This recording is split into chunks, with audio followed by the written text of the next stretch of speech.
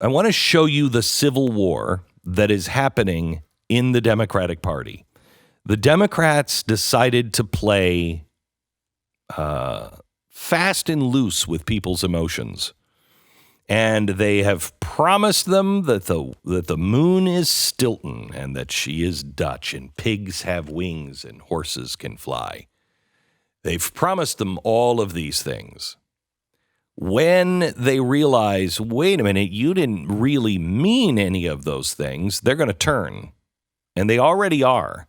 Now, we played the audio of Kamala Harris on stage. Let me play it again for you real quick. She's on stage this weekend, and she's having a conversation on Move On stage. And somebody who likes global warming decided that's not far enough. Of your first big idea on the gender pay gap, not everyone works for a corporation. Yes. And a big... Hey. The guy could have, if it wasn't for the man bun, the guy could have just gone up on stage and just killed her. If he had a gun or a knife or something, he could have killed her. He walked right up to her. I mean, he could have killed her with his bare hands if he didn't have a man bun and had no ability to do such things. Right. Okay. I mean, but thank God. Right. Thank God. He was genderless. Anyway, so this is a sign of things to come. How many times have we seen people on stage in Seattle, even Bernie Sanders is on stage, and radicals take over? And they're not, the Bernie Sanders of the world or any of these politicians, not radical enough.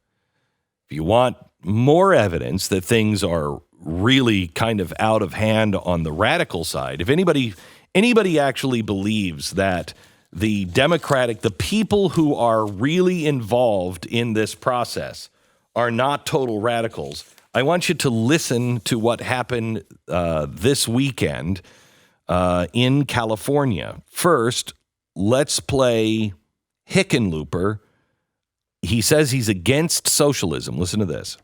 If we want to beat Donald Trump and achieve big progressive goals, socialism is not the answer. I was reelected in a purple state in 2014, one of the worst years for Democrats. Okay, stop. Now, let's listen to Democrat John Delaney, also running for president. He says something similar.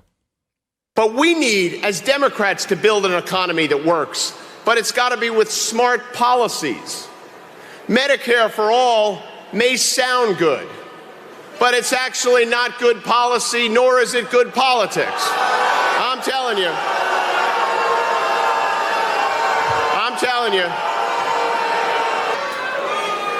We should have universal health care. But it shouldn't be a kind of health care that kicks 150 million Americans off their health care. That's not smart policy. Boo! Okay. So both of them were booed because they both said, don't shut down private insurance. Don't take over the means of production. You got that? Don't take over the means of production. Don't let the state run everything. That's who these people are. Now, let me go back to Kamala Harris. The reason why I led with that is the guy coming up on stage. There's one president that we lost. And we lost because he thought, the guy who killed him thought that the president was a real radical. And now this guy was also a little nuts, but don't you have to be to kill somebody else? Don't you have to be to kill a president? Usually part of the ingredients in the recipe. Yeah, you're a little nuts.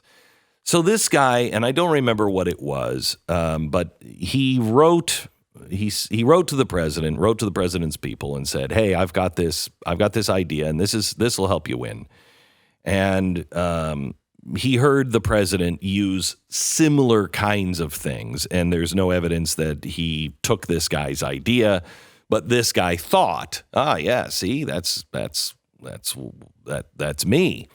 And so the president's going to love me when I come down and I see him because I gave him the winning strategy. And I've got some more stuff for him.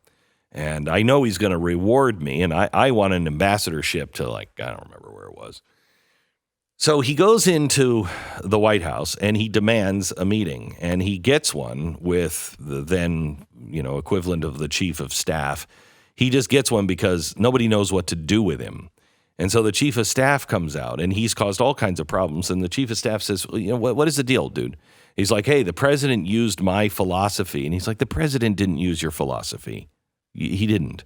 Well, he's going to want to appoint me. He's going to want to meet with me, because he's going to want to appoint me to an ambassadorship because I really helped him. He's like, dude, the president doesn't want to meet with you, and he's not going to give you an ambassadorship. And no.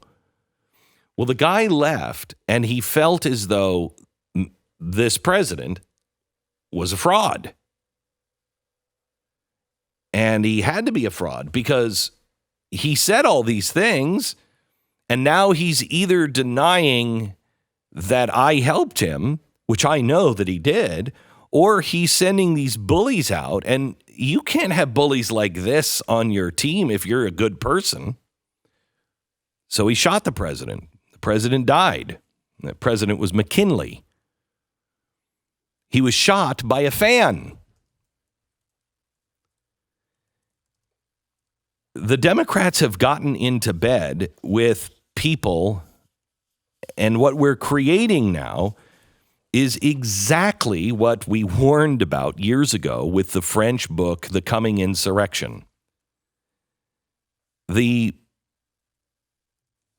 progressives decided that they would bring in the Marxists, the communists, the revolutionaries, the anarchists, and that they would use them to be able to further their agenda. Well, they have used them, and those people know they've been used, and they were used willingly. But we want now the price of us being used. We want something in return. And what they're getting is more politics that are the same. They're seeing that it's going to be a Joe Biden, which is basically to them a Hillary Clinton. Kind of meant that way to me, too. But that's not what they want.